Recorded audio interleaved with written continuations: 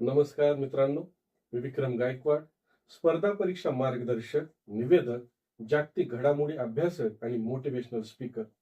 आणि आपण पाहत आहात सह्याद्री एज्युटेक युट्यूब चॅनल. आज जगातील परिस्थिती अत्यंत स्फोटक झाली आहे. लांबलेले रशिया युक्रेन युद्ध आणखीही थांबलेले नाही. इस्रायलच्या गाझा पट्टीतील आक्रमक धोरणाने पश्चिम आशिया होरपळून निघत आहे. अमेरिकेने आपली दादागिरी दाखवत व्हेनेझुएला अध्यक्षाला पायउतार केले आहे आणि आता इराण विरुद्ध अमेरिका इस्रायल युद्धाला सुरुवात झाली आहे. वाटाघाटी थांबतात अमेरिकेने इराणवरती हल्ला केला. इराणनेही पलटवार करत अमेरिकेचे ज्या मुस्लिम देशात लष्करी तळ आहेत तेथे हल्ले केले. पण अनेकांना असा प्रश्न पडला असेल की इस्लामी गल्फ कंट्रीज मध्ये मुस्लिम विरुद्ध मुस्लिम अशी परिस्थिती कशामुळे निर्माण झाली. इराण हे शिया राष्ट्र आहे, तर अरबस्थानातील इतर अनेक देश सुन्नी आहेत. शिया विरुद्ध सुन्नी इस्लाम धर्मातील या दोन पंथातील संघर्ष फार जुना आहे. नुकताच मारला गेलेला इराणचा सर्वोच्च नेता आयातुल्ला खामेनाई हा शिया धर्माचा प्रमुख आहे. अमेरिकेच्या बाजूने सौदी सारखे सुन्नी मुस्लिम देश आहेत. वरवर हे युद्ध अमेरिका आणि इस्रायल विरुद्ध इराण असे दिसत असले तरी सर्व सुन्नी मुस्लिम देश अमेरिकेच्या बाजूने का? इस्लामी उम्मा किंवा बंधुत्वाचे काय? भारतात बहुसंख्य मुस्लिम सुन्नी आहेत, पण भारतीय शिया मुसलमान मात्र भाजपचे परंपरागत मतदार आहेत. शिया सुन्नी या इस्लाम मधील पंथाचे भांडण इतके तीव्र का आहे? इस्लामी भाईचारा मोडून काफिर लोकांशी सहकार्य का केले जाते? शिया सुन्नी भेद काय आहे, का आहे, हे आपल्याला या व्हिडिओमध्ये समजून घ्यायचे आहे. शिया आणि सुन्नी असे मुस्लिमांचे दोन प्रमुख पंथ आहेत. दोघांसाठीही मुहर्रम हा महत्वाचा महिना आहे आणि या दोन परस्पर विरोधी पंथांची निर्मिती ज्या घटनेमुळे झाली, ही घटना मुहर्रम महिन्यात घडली. मोहम्मद पैगंबर हे इस्लामचे शेवटचे प्रेषित आहेत. त्यांनी सर्व अशुद्धता दूर करून मानव जातीसाठी खरा धर्म दीन ए इस्लाम सांगितला, अशी मुस्लिमांची श्रद्धा आहे. ते शेवटचे प्रेषित असल्याने त्यानंतर कोणीही नवा प्रेषित होणार नाही. कुराणातही कोणताही बदल शक्य नाही. त्या काळी अरबस्थानात उगम पावलेल्या अनेक खोट्या प्रेषितांना मोहम्मद पैगंबरांनी वेचून संपवले होते. प्रेषित मोहम्मद केवळ धर्मगुरूच नव्हते, तर ते राजाधिराज, सेनापती आणि रणधुरंधरी होते. त्यांच्या पश्चात नवा प्रेषित कोणी नसेल, पण सत्ता पुढे चालू राहिली. ही सत्ता म्हणजे खलिफा आणि खिलाफत इस्लामचा अत्यंत महत्वाचा भाग आहे. प्रेषित मोहम्मद यांच्यानंतर खलिफा कोण व्हावे हा निर्णय अत्यंत गुंतागुंतीचा होता. अबू बकर आणि अली हे त्यांचे दोन प्रमुख वारसदार होते. अबू बकर हे पैगंबरांचे अत्यंत जवळचे मित्र आणि पहिले प्रौढ पुरुष अनुयायी होते. ते पैगंबरांच्या पत्नी आयशा यांचे वडील होते. तर अली हे पैगंबर मोहम्मद यांचे चुलत भाऊ आणि जावई होते. त्यांनी पैगंबरांची कन्या फातिमा हिच्याशी विवाह केला होता.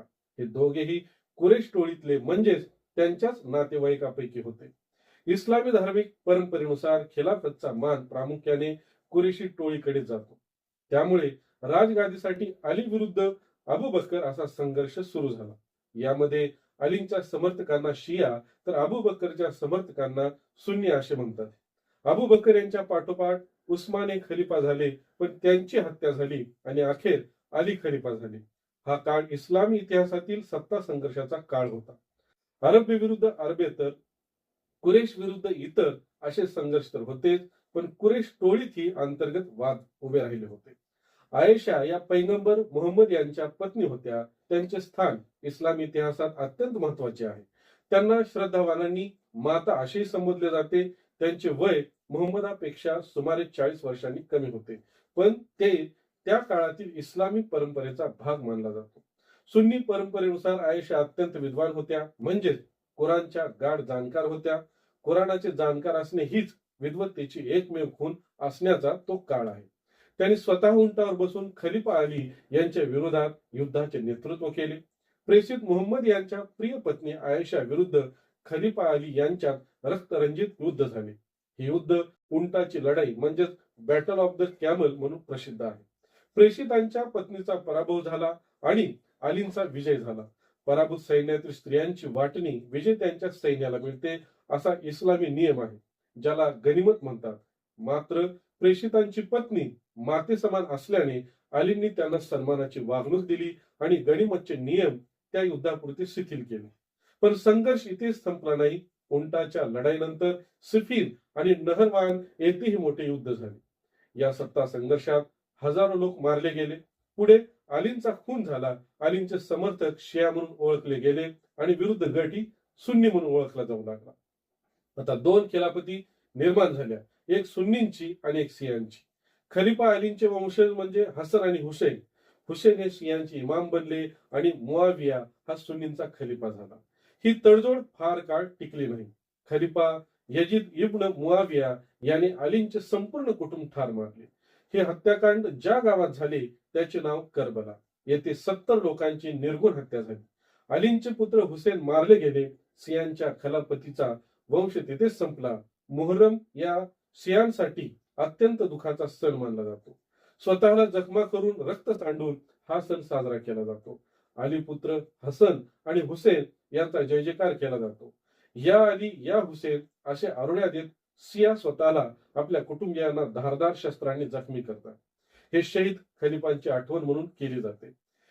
शियांच्या श्रद्धेनुसार सध्या खिलाफत अंतर्धान पावले असून भविष्यात नवे खलिफा येणार आहेत. म्हणूनच हा सण दुःखाचा आणि भावनिक व्याकुळतेचा असतो.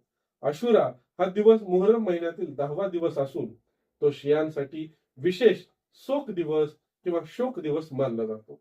सुन्नींसाठी हा दिवस शोकाचा नाही, प्रेषितापेक्षा अधिक महत्व खलिफांना देणे त्यांना मान्य नाही, म्हणून ते रडत नाहीत. लखनौ येथे शिया सुन्नी मतभेदामुळे अनेक दंगली झाले आहेत. 1908 ते 2013 या काळात अनेक वेळा हिंसाचार झाला आहे. खलिफा अलींना महत्व द्यायचे की नाही यावरून शिया सुन्नी हा विवाद उभा राहिला. त्यातून दोन पंथ निर्माण झाले आणि त्यांच्यातील संघर्ष आजही सुरू आहे. तालिबान सारखी सुन्नी संघटना शियांच्या मशिदीवर बॉम्ब हल्ले करते. पाकिस्तानात शिया सुन्नी दंगलीत हजारो लोक मारले गेले आहेत. या रक्तपाताचे मूळ करबलेच्या कत्तलीत आहे. करबलेची कत्तल हा मुस्लिमांच्या अंतर्गत झालेला एक भयंकर रक्तपात होता. या संकटातून इस्लाम टिकला आणि पुढे फोपावला. करबला सारख्या हत्याकांडांनी इस्लामची वाट रोखता आली नाही. म्हणून म्हणतात इस्लाम जिंदा होता है हर करबला के बाद. करबला आणि इस्लाम हे अतूट चक्र आहे. आज ही चक्र फिरते आहे, कधी बलुचिस्तान तर कधी इराण. भारत सरकारने शांतता राखावी असा संदेश सध्याच्या युद्धावरती दिला आहे. या युद्धाचा भारतावर मोठा परिणाम होत असून भारतात होणारी कच्च्या तेलाची 60% आयात याच भागातून होते. यामुळे तेलाचे दर वाढू शकतात. पर्यायाने महागाई वाढणार आहे. त्यामुळे हे युद्ध लवकर थांबणे गरजेचे आहे. आपण आता इथेच थांबूया. पुन्हा भेटूया नवीन व्हिडिओमध्ये. धन्यवाद.